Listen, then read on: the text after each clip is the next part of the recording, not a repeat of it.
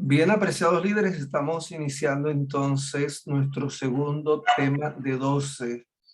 Les recordamos que el tema 4 lo vimos con el pastor, nuestro líder de la unión, el pastor Barrero. Así que ese está en el menú de la asociación, por si a ustedes les hace falta.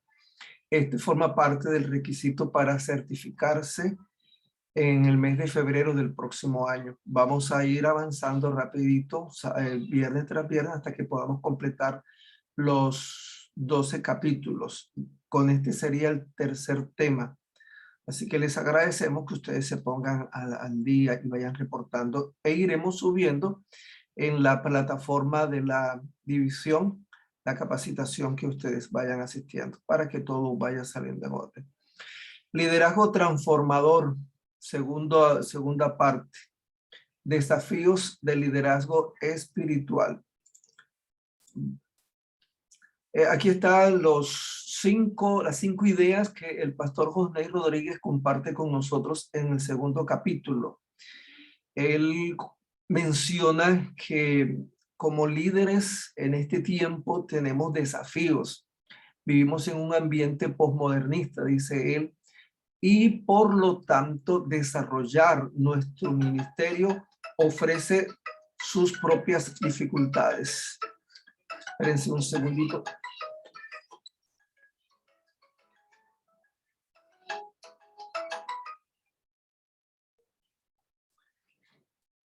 Qué pena que no podemos contestarle a alguno de ustedes. Bien, entonces estos son los cinco temas. Estos son los 5 temas.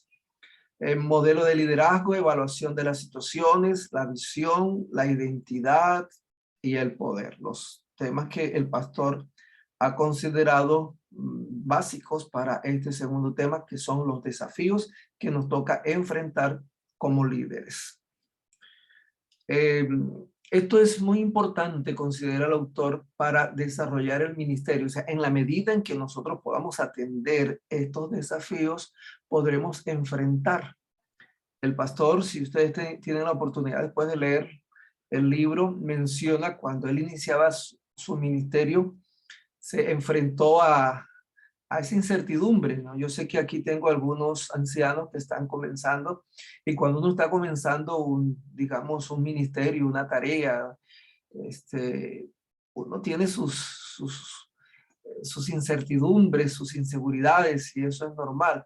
Entonces él le preguntó a un pastor veterano qué era lo que él necesitaba hacer para que le fuese bien en el ministerio. Y el pastor le dice que conocer a qué te enfrentas. O sea, tú tienes que saber la realidad a lo que vas a hacer. Cuando tú sepas lo que vas a hacer, a qué te enfrentas, entonces eso te va a permitir a ti tener éxito, porque vas a trabajar basado en la realidad. Así que de esto, apreciados líderes, depende el crecimiento de un anciano, de un líder, para que pueda lograr una transformación en su congregación. Recordemos que el autor titula su obra Un liderazgo que transforme. La idea es que nosotros podamos tener un ministerio que ayude a la iglesia a poder despegar y cumplir la misión. Primer desafío: ¿qué modelo de liderazgo nosotros vamos a seguir y con el cual nosotros nos vamos a comprometer? Hay muchos estilos de liderazgo, pero bueno, este no es una escuela de liderazgo general. Vamos a circunscribirnos a lo que dice la Escritura. ¿Qué dice la Biblia? Marcos 8:34, en palabras de Jesús: si alguno quiere venir en pos de mí, niéguese a sí mismo, tome su cruz y sígame. Qué interesante que Jesús establece 3 momentos para aquellos que quieren ser sus discípulos. Si alguno quiere venir en pos de mí. ¿Recuerdan ustedes que a Timoteo el Señor le dice: si alguno anhela obispado, buena cosa desea? O sea, si alguien quiere ser líder en la iglesia, si alguien quiere ser un anciano en la iglesia, eso es bueno. O sea, querer servir al Señor como líder no está mal, apreciados, no está mal. Pero Jesús coloca aquí una norma, coloca aquí un precio, un estándar. Dice, ok, cualquiera que quiera puede servir en mi causa, pero si alguno quiere venir en pos de mí, número 1, niéguese. Número 2, tome su cruz. Y número 3, sígame. Así que el primer principio es la negación. Después, identificar el ministerio, que es nuestra cruz. Y después, entonces, seguir a Jesús en el cumplimiento de esa tarea. Por lo tanto, se desprende que el modelo que nosotros hemos de imitar es el de Jesús. Es el de Jesús, no otro. Que veamos a Pablo, que veamos a David, a Moisés, etcétera, serán referentes bíblicos, pero el tema de esta capacitación es el modelo de Jesús. Así que imitar a Jesús se convertirá en nuestro blanco, en nuestro objetivo. Ejercer un liderazgo como el suyo requerirá, por lo tanto, seguir 3 principios fundamentales que le hemos mencionado y que aparecen aquí descritos en este pasaje. Negación, o sea, no se trata de ti, no se trata de mí, se trata del que me envió. De ahí la evaluación que hace el siervo, allí en Lucas 18, o 17, cuando después que hace una ardua tarea y llega cansado, entonces el jefe le dice, ven acá, atiéndeme, sírveme, haz esto, haz aquello, y por último, come, atiéndete a ti. La evaluación de este líder al finalizar la jornada es, siervos inútiles somos, o soy un simple siervo porque hago lo que me toca hacer. Jamás, apreciados líderes, jamás haremos más de lo que Dios nos pide. El que mucho haga en el ministerio simplemente hará lo que Dios espera de nosotros. Es sencillo, por lo tanto no tenemos de que vanagloriarnos de que, oh, yo soy un gran líder. Bueno, Dios nos va a bendecir en ese ministerio, pero negación, abnegación y sacrificio. Estos 3 principios Jesús los remarcó cuando 3 de sus discípulos, o mejor, los hijos de Zebedeo, Juan y Jacobo, acompañados de su querida madre, se acercan a Jesús. Recordemos que ya Jesús le venía hablando del establecimiento del reino. Aunque Jesús les tenía claro qué era lo que venía, ellos no lo tenían claro. Así que le dicen a Jesús, Señor, nosotros queremos estar a tu derecha y a tu izquierda. Y llamaron a su madre para que, porque seguramente ella tenía vara alta con el Señor. Le dice, Señor, yo quiero que nos concedas algo. ¿Qué quieren? Que mis hijos, uno esté a tu derecha y otro a tu izquierda. Saben, apreciados líderes, puede suceder que en ocasiones nosotros queremos cosas para las que no estamos preparados, como en el caso de Juan y de su hermano Jacobo. ¿Saben qué estaban pidiendo ellos? El lugar de los 2 ladrones. Porque para el trono, para el que iba Jesús, Jesús iba a establecer su reino de gracia. Y quienes estaban a su lado derecho e izquierdo eran pecadores. Uno arrepentido y el otro que no se arrepintió. Entonces cuando Jesús le dice, ustedes no saben lo que piden, ¿podéis acaso beber del vaso que yo he de beber y ser bautizados con el bautismo con que yo soy bautizado? Y ellos dijeron, podemos. Jesús dice, no, ustedes no saben lo que están pidiendo. Así que, apreciados líderes, principio del modelo de Jesús, la negación, la abnegación, el sacrificio. Puede pasar, y eso suele suceder más de lo que quisiéramos admitir, que a las toldas del ministerio llegan personas desenfocadas porque quieren protagonismo, quieren brillar, quieren ser la última palabra, quieren ser la persona más visible. Pero ese no es el caso de un líder de Dios. Pedro le dice a Jesús, y eso aquí está Mateo 16, 22, Pedro lo que le está diciendo a Jesús es que él no tiene que sufrir. Nosotros sabemos que fue Satanás el que usó a Pedro, pero él está diciendo, Señor, tú no necesitas sufrir, tú tienes todo el poder. Y nosotros como líderes tenemos que admitir que quizás la vía del poder es un camino rápido, pero negación, abnegación y sacrificio es un paso más seguro para nosotros como líderes. Primer desafío en este micrófono, porfa. Primer desafío en estos tiempos posmodernos es seguir el modelo de Jesús. Este modelo hoy por hoy es impopular, pero si queremos hacer un servicio para el Señor, tenemos que comprometernos con este modelo, el modelo de Jesús, que fue un liderazgo de servicio. La respuesta de Jesús a este liderazgo a la cuestión de Pedro es: quítate, apártate de mí, delante de mí, Satanás, porque me eres tropiezo. Y miren, y yo creo que aquí nosotros podemos hacer un autoanálisis. ¿Recuerdan el tema de la semana pasada? Una autoevaluación. Porque no pones la mira en las cosas de Dios. Pedro no estaba enfocado en el reino de los cielos. Pedro estaba enfocado en el trono de Roma. Jesús le dice, tienes que enfocarte en las cosas de Dios, no en las cosas de los hombres. Apreciados líderes, la iglesia comenzará a enfocarse en Dios en la medida en que nosotros podamos hacerlo. Si cada uno de nosotros lo hace, ellos estarán viendo un modelo que seguir. Podemos nosotros anhelar las mieles del liderazgo, pero una corona antes que la cruz, no, primero la cruz, después la corona. Ministerio de curación dice: el Señor no tiene lugar en su obra para los que sienten mayor deseo de ganar la corona que debe llevar la cruz, la corona que la cruz. Necesita hombres y mujeres que piensen más en cumplir su deber que en recibir la recompensa. Hombres más solícitos por los principios que por su propio progreso. Esto tiene sus momentos difíciles.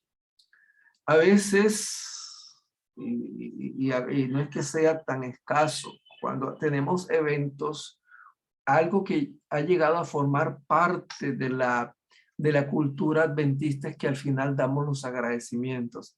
Y saben que eso de dar agradecimientos al final a veces se constituye en un cuchillo de doble filo. ¿Saben por qué? Porque como nosotros nos olvidemos de darle las gracias a alguien, vamos a herir a esa persona. Me pasó una vez y con un anciano en otro lugar. Estábamos en un evento que fue un evento masivo y eso, fue un evento distrital y fue un municipio, fue algo en grande. Y dimos gratitud a Raimundo, pero no a todo el mundo, porque omitimos, pero claro, uno se equivoca, nos faltó, no lo anotamos. Y el hermano molesto me dijo que todo lo que hicimos, todo el esfuerzo, ni siquiera nos tuvo en cuenta. Es muy humano el reconocimiento, pero a Jesús no nos dice que a nosotros nos van a reconocer en esta tierra. Él nos dará el reconocimiento, es Él. Porque todos buscan lo suyo propio, no lo que es de Cristo Jesús, dice el apóstol Pablo en Filipenses 2:21. Así que mis apreciados, es en Cristo, por Cristo y para Cristo, no para mí. No es en mí, no es por mí, ni es para mí. Es en Cristo, es por Cristo y es para Cristo. Es el liderazgo de Cristo. Bueno, ese es el primer desafío, el modelo de liderazgo. Pasamos al segundo desafío y es la evaluación de los escenarios, de las situaciones. ¿A qué realidad nosotros nos enfrentamos? Si nosotros no conocemos, queridos líderes, la realidad, pues obviamente vamos a estar desconectados. Posiblemente vamos a enfocarnos en síntomas y no en la causa. Se observan los efectos de manera fragmentada y puede suceder que nosotros muchas veces nos concentramos en situaciones que son realmente los síntomas, pero no en la causa. Se administra para atender síntomas, pero la raíz permanece invisible. Y cuando nos toca enfrentar situaciones y no logramos detectar cuál es la raíz, cuál es la causa, entonces es como pañitos de agua tibia. Estamos atendiendo a los síntomas, pero no la raíz. Por lo tanto, necesitamos, queridos ancianos, ir a la raíz, conocer cuál es digamos, la base del problema o de la situación. Cuando vayamos a la causa o a las causas, entonces podemos ofrecer soluciones que sean más bien duraderas. Si nosotros no logramos conocer la realidad, si no podemos hacer una evaluación real de lo que está pasando, entonces va a haber frustración, va a haber agotamiento. ¿Por qué? Porque no hay mejoramiento, porque vemos que las cosas continúan como siempre, y es porque no hemos logrado detectar la problemática real. La problemática real. Le voy a citar un ejemplo. Suele suceder que hay iglesias que se dividen en torno a una situación o a una persona. Cuando nosotros como líderes nos polarizamos en un bando o en otro, estamos atendiendo síntomas y no la raíz del problema. Como líderes debemos luchar por estar fuera de esas contradicciones, de esas luchas, de esas confrontaciones, porque si no seremos parte del problema y no de la solución. Y el líder debe ser parte de la solución, debe ser una persona que no se deje enredar. Si no logramos ir a la causa, entonces nosotros estaremos intensificando quizás la problemática. Y el resultado, frustración, agotamiento, vienen líderes, pasan líderes, y si no encontramos la causa, allí sigue. ¿Por qué? Porque hay una realidad fragmentada. Y eso es bíblico, ¿no? Que cuando de pronto nosotros escuchamos a una persona, inmediatamente decimos, oye, ¿verdad? Me acaba de suceder, bueno, siempre me pasa, ¿no? Pero relativamente poco, que alguien me contó una situación, problema. Y me dice, mire, pastor, esto y esto. Y yo dije, claro que sí, hermano, lo que usted dice es así. Pero al poco tiempo conocí la otra versión y todo ese andamiaje se vino al piso. ¿Por qué? Porque cuando uno ve solamente una parte de la realidad, es una realidad fragmentada y necesitamos confrontar las diferentes versiones para tratar de armar ese rompecabezas. Todo esto que yo les estoy diciendo debe ser guiado por el Señor, con mucha oración, porque esto no es fácil. Jesús tuvo que enfrentar este tipo de situación. Un ejemplo en los días de Jesús. Los escribas, los fariseos se centraron en los detalles, ignorando la revelación. Recuerdan ustedes lo que decía el doctor Cardoso. No tengo que mencionar lo que él dijo, ¿no? Pero solamente les traigo a eso, que el liderazgo judío desconoció la verdad presente porque ellos se centraron en la tradición de los ancianos, en la tradición de los ancianos. Siempre que sigamos el modelo de Jesús, nosotros vamos a poder hacer una lectura de la realidad según la voluntad de Dios. Segundo problema que nos toca atender, apreciados líderes, la realidad. Una evaluación de las situaciones que nos toca enfrentar. Número 3, este componente teológico, estos aspectos que son fundamentales en toda organización, como son la visión, la misión y los valores. Gracias a Dios que a nosotros no nos toca definirlos, porque esa es una tarea ardua y es la alta gerencia, o sea, es el liderazgo máximo de una organización la que determina cuál es la misión, cuál es el fin último que aspira esa organización, cuál es la misión, fruto de esa misión, qué tenemos que hacer para alcanzar esa misión y qué valores deben, digamos, encarnar los miembros de aquella organización para poder cumplir la misión y alcanzar la visión. Gracias al Señor que la visión, la misión y los valores son definidos por Dios. La visión es de Dios, es clara, es única, es constante. La iglesia ha adaptado y adoptado la visión. Y ustedes saben cuál es la visión, ¿cierto? Si la recuerdan. Cada miembro del cuerpo de Cristo preparado como discípulo. O sea, la visión es que cada miembro llegue a ser un discípulo. Esa es la visión que tiene la iglesia. La misión, ustedes la conocen. ¿Qué define la misión? Nuestro quehacer. Apreciados líderes, si nosotros tenemos claro permanentemente cuál es la misión de la iglesia y cuál es la visión, esto nos servirá a nosotros de un referente para poder filtrar la programación que se da en la iglesia. Muchas veces los departamentos pueden perder el rumbo de cuál es la misión, de cuál es la visión, y entonces nos saturamos de programación que no necesariamente esté alineada a la visión y al cumplimiento de nuestra misión. En más de una ocasión, Satanás e incluso discípulos y líderes intentaron desviar a Jesús de su misión. ¿Recuerdan a Pedro? Cuando Jesús fue al hogar de Zaqueo, se coloca en pie y dice, porque el Hijo del Hombre vino a buscar y a salvar lo que se había perdido. Jesús la tenía bien clara, apreciados líderes. Nosotros necesitamos tener bien clara cuál es nuestra visión como iglesia, cuál es la visión de Dios. Como líderes del Señor debemos entonces adoptar la visión de Dios, adoptar la misión de Dios y por otro lado, encarnar en nuestros caracteres, en nuestras vidas, en nuestro ministerio, en nuestro trabajo, afianzarnos, digamos, en los valores de Dios. Afianzarse en realidades parciales. Bueno, perdone que esto forma parte de la diapositiva anterior que no le edité.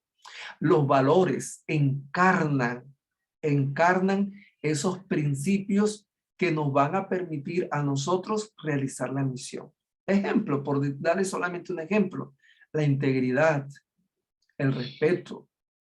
Estos son varios, ¿verdad? Los valores que la iglesia, digamos, agrupa y acepta como tal, pero solamente el tema de la integridad. ¿Es posible cumplir la misión? ¿Es posible alcanzar la visión si nosotros no somos líderes íntegros? Si nosotros, digamos, somos líderes volubles que cambiamos de acuerdo a las circunstancias, que hacemos como Pedro, que cuando estaba con los gentiles, comía con los gentiles, se sentía libre con los gentiles, pero cuando vinieron los hermanos judíos de Jerusalén, entonces comenzó a apartarse y comenzó a sustraerse, ya no hablaba con los gentiles porque le daba vergüenza con sus hermanos. Pablo, que estaba claro, le reconvino y le dijo, no estás haciendo bien. La integridad nos permite a nosotros, entonces, estoy dando un ejemplo, poder encarnar el tipo de persona que ha de cumplir la misión para alcanzar la visión.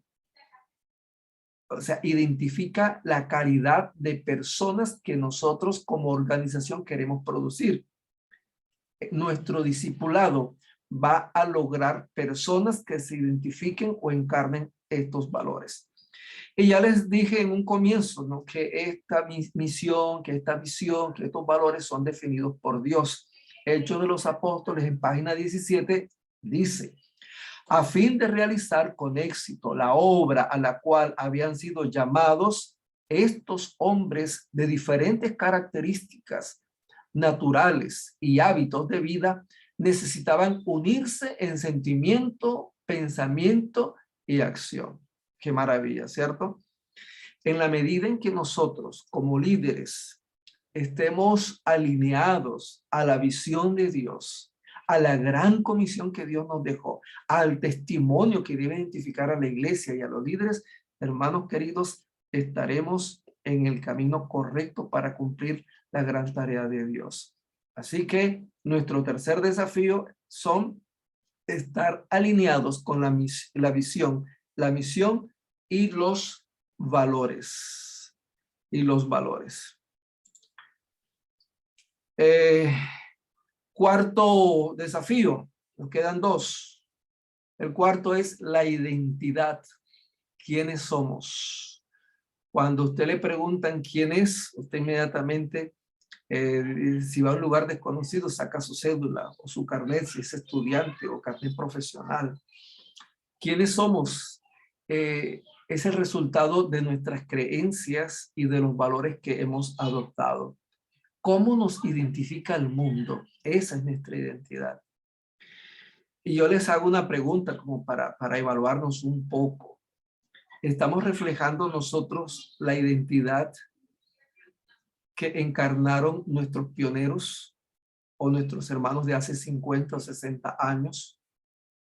Yo recuerdo, por ejemplo, un líder que, bueno, aquí tengo familiares, ¿verdad? Que me contaron cuando estábamos en La Paz, que estaba el pastor Santander Iglesias y estaba un anciano allá y el alcalde les puso orden perentoria de no ir a predicar, pero el pastor, el anciano, les dijeron: no, señor, nosotros vamos a cumplir lo que el Señor nos manda. Hay similitudes o hay diferencias de la manera en que nosotros estamos enfrentando el liderazgo hoy. Hace algunos años la iglesia o nuestros líderes locales, los líderes de nuestra iglesia, estaban dispuestos a pagar el precio que fuese necesario para seguir adelante con la tarea de Dios. ¿Quiénes somos? Es el resultado de lo que nosotros creemos, de los valores que hemos aceptado. Un ejemplo, la identidad en el pueblo de Israel. El pastor Hosney menciona en su obra que el pueblo de Israel se olvidó de quién era y por lo tanto perdieron su misión, se olvidaron de la visión. Resultado, la apostasía fue el resultado de la ausencia de identidad. Cuando nosotros olvidamos quiénes somos, entonces se dice que hemos perdido la capacidad de ser, la capacidad de razonar. Si como iglesia, si como pueblo de Dios nos olvidamos quiénes somos, hermanos queridos, estamos en serias dificultades. ¿Qué podemos decir de la identidad adventista? ¿Quiénes somos como adventistas? Saben ustedes, porque yo sé que lo saben, que el nombre adventista del séptimo día le fue revelado a esta iglesia y que algunos intentaron colocar otros nombres. Algunos dijeron: no, es un nombre muy largo, o simplemente adventistas, iglesia adventista, iglesia cristiana adventista. Pero el Señor le mostró a esta iglesia que ese nombre tenía que ver con la misión y con la visión, porque nosotros somos adventistas, porque hasta el fin del tiempo habríamos de predicar la próxima, la urgente venida de Cristo Jesús. Por eso somos adventistas.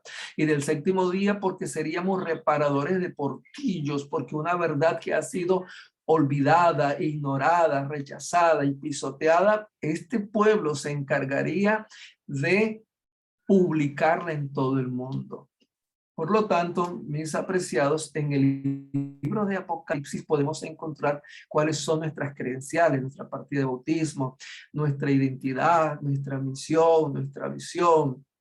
Por ejemplo, Apocalipsis 12:17 dice que este remanente que tendría que cumplir la misión en el tiempo final, son aquellos que guardan los mandamientos de Dios y tienen el testimonio de Jesucristo.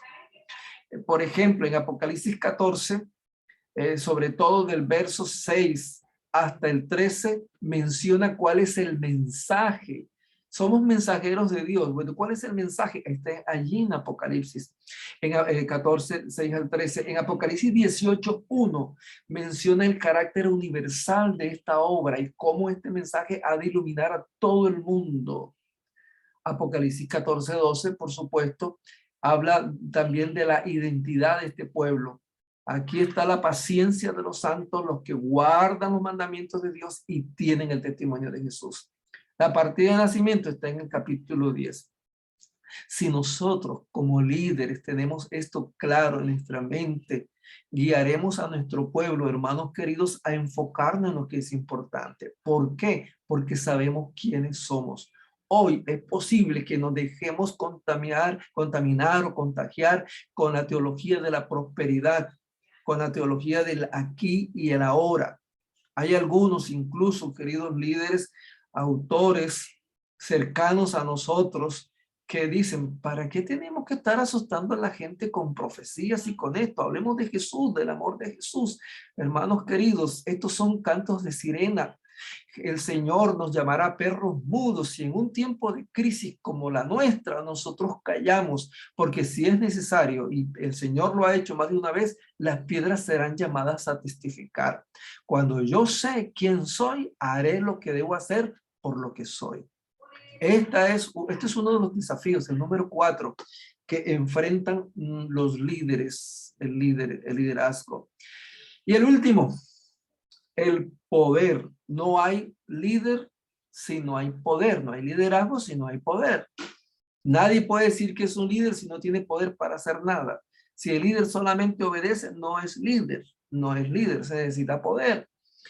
El poder es un desafío hoy, porque quizá nosotros nos preocupamos mucho por el poder legítimo, el poder institucional, porque bueno, queremos que la iglesia nos nombre, queremos estar representando en la iglesia, y ese es un poder legítimo, y no está mal, está bien, el que anhela obispado, buena cosa desea, pero aquí estamos hablando del poder que viene de lo alto. Recordemos que estamos hablando de un liderazgo transformador, porque es Dios, es su espíritu el que ha de convertirnos en líderes de poder.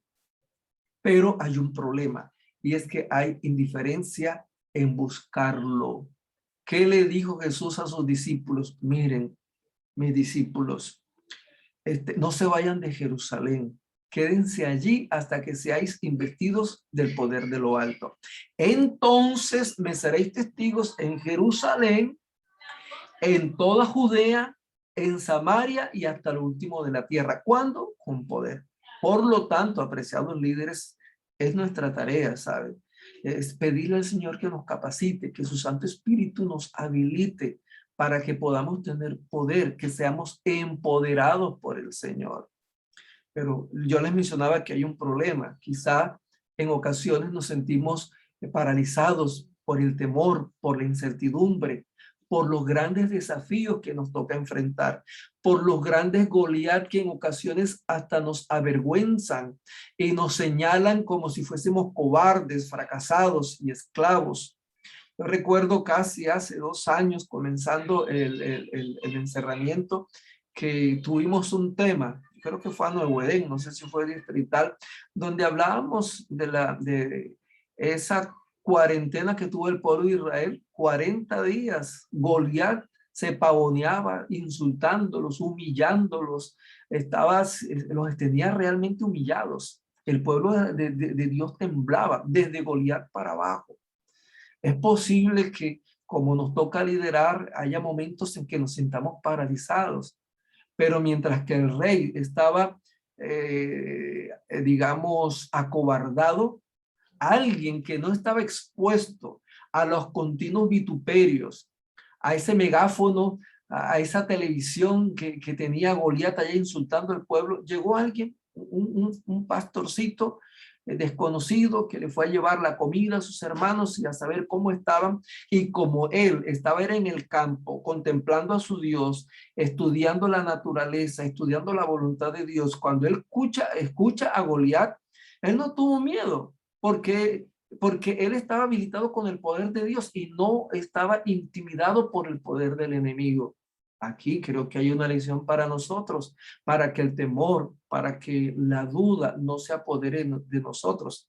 El corazón humano vive prisionero del temor y de la duda. Esa es una realidad hoy. La debilidad reina. Los muros, dice el pastor Hosney, no caen. El mar no se abre. Los muertos no se levantan y no mueren los gigantes. ¿Por qué?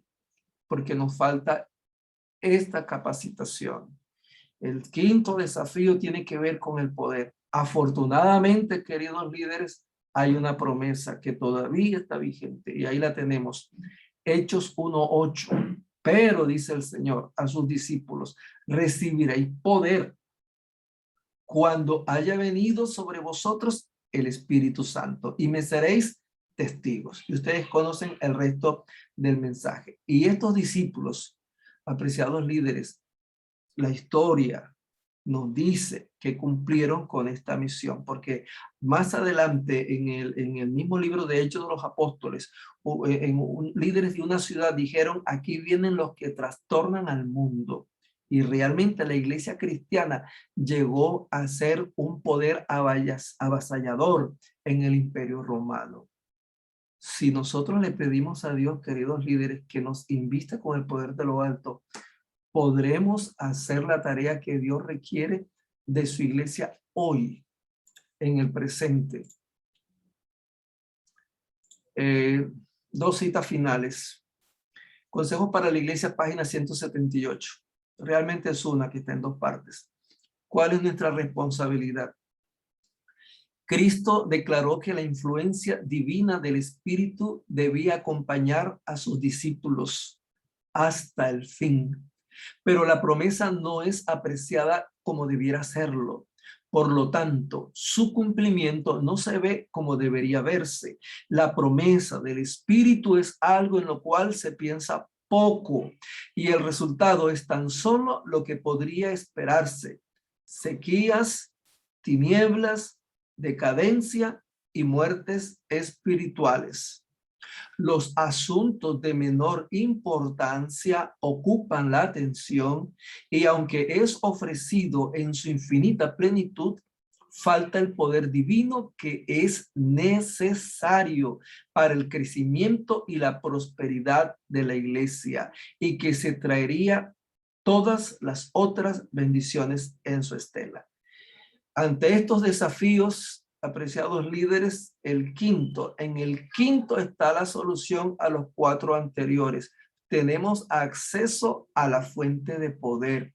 Que el Señor nos ayude para que nosotros podamos conectarnos con esta fuente de poder. Y no importa los desafíos que nos proponga el mundo, nosotros podamos ser testigos, discípulos del Señor que hacen la obra con poder.